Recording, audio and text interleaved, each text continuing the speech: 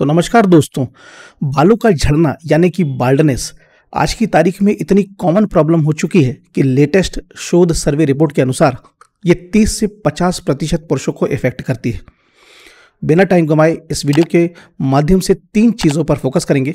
सबसे पहला कि बाल्डनेस यानी कि उसका सबसे कॉमन और सबसे बड़ा कारण क्या है, नंबर 2 कि उसका स्पष्ट समाधान क्या है, और नंबर 3 कि इस समाधान तक आप कैसे पहुंच सकते हैं। सबसे पहले बात करेंगे कारण की।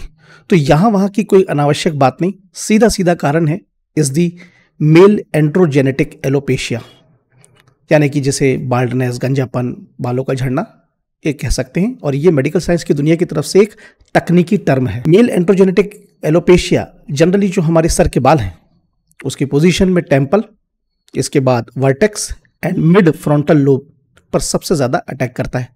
मीन्स आपने देखा होगा कि जब बाल झड़ना शुरू होते हैं तो वो जो एरियाज हैं वो फिजियोलॉजी के हिसाब से ये 3 नाम हैं। मेल एंड्रोजेनेटिक एलोपेशिया एक जेनेटिक कंडीशन है जिसमें कि श्रृंखलाबद्ध रूप से चीज़ें जुड़ी हुई है, जिसको मैं आपको बताने का प्रयास करता हूँ। इस कंडीशन में सबसे पहली जो चीज़ इफेक्ट होती है वो है DHT यानी कि डाईहाइड्रोटेस्टोस्टेरोन, जो कि बालों की ग्रोथ के लिए एक बेहद इंपॉर्टेंट हार्मोन है।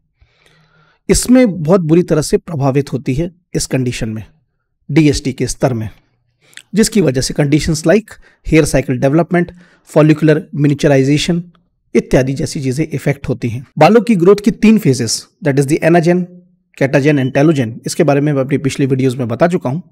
तो DHT के स्तर की गड़बड़ी मेल एंड्रोजेनेटिक एलोपेशिया की स्थिति में एनाजेन फेज, जो कि बालों की ग्रोथ की सबसे इंपॉर्टेंट फेज होती है, सबसे बुरी तरह से प्रभावित होती है।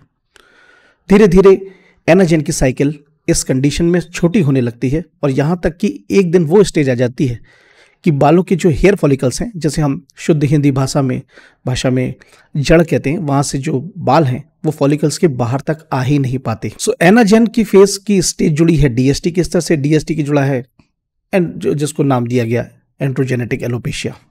और एनाजेन की फेस की गड़बड़ी, DHT के स्तर की गड़बड़ी, सबसे बड़ी चीज़ जुड़ी होती है कि हमारे हेयर फॉलिकल्स में जो छोटी छोटी रक्त वाहिकाएं हैं, जो ब्लड वेसल्स आती हैं, उसके माध्यम से जो रक्त आता है वो पर्याप्त रूप से हेयर फॉलिकल्स तक नहीं पहुंच पाता, जिसकी वजह से एनाजेन की फेस है वो डिस्टर्ब हो जाती है।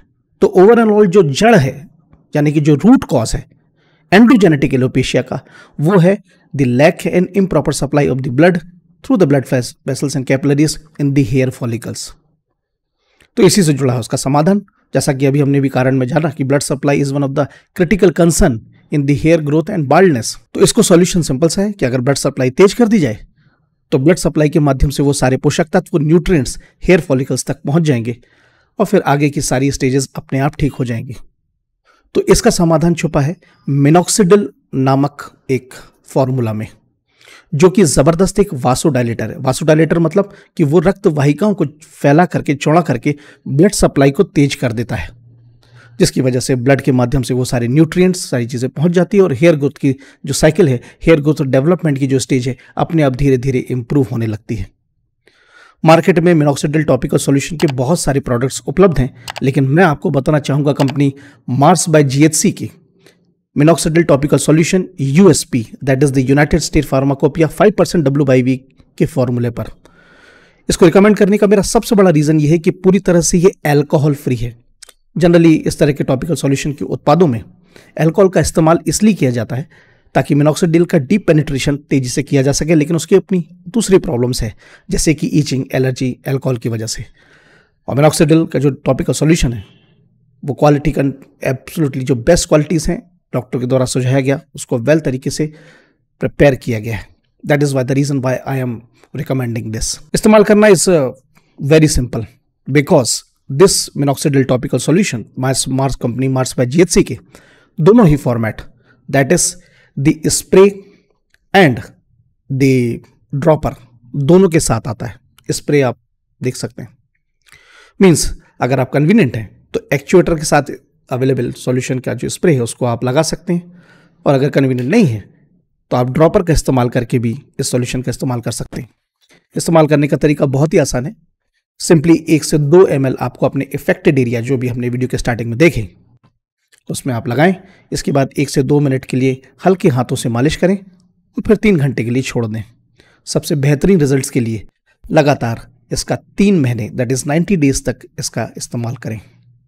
बाकी अगर वैसे तो मार्स बाय GHC का ये जो मिनॉक्सिडिल टॉपिकल सॉल्यूशन है वो पूरी तरह से सेफ एंड इफेक्टिव है, लेकिन स्टिल अगर आपको किसी प्रकार की एलर्जी, इचिंग या कोई भी प्रॉब्लम महसूस होती है तो एक बार ज़रूर अपने डर्मेटोलॉजिस्ट से परामर्श अवश्य करें। सो अब बातें हैं कि इस समाधान, इस सॉल्यूशन पर, मतलब आपको, मुझे पूरी उम्मीद है कि कारण एंड द सॉल्यूशन क्लियर समझ में आ रहा है। सॉल्यूशन एक बहुत अच्छा वर्ड है यहाँ पे कहना चाहूँगा, क्योंकि समाधान भी है और मिनॉक्सिडिल एक सॉल्यूशन भी है, मीन्स इन दी फार्मास्यूटिकली अगर हम इसे डोजेज फॉर्म के रूप में कहें तो सॉल्यूशन भी है। सो सॉल्यूशन तक अगर आप पहुँचना चाहते हैं तो इट्स वेरी सिंपल, इस वीडियो के डिस्क्रिप्शन में उसका प्रोडक्ट का लिंक है जिस पर क्लिक करके इस प्रोडक्ट को आप स्पेशल डिस्काउंटेड प्राइस पर परचेज कर सकते हैं। बाकी इसके अलावा आपके कोई भी क्वेरीज, आपके क्वेश्चंस हों तो कमेंट कर सकते हैं। और that's all from this video. I hope that you find this video fruitful. If so please do like and share, and channel को सब्सक्राइब नहीं किया हो तो प्लीज़ कर लीजिएगा along with pressing the bell icon, ताकि सारे इंपॉर्टेंट अपडेट आपको जल्द से जल्द मिले।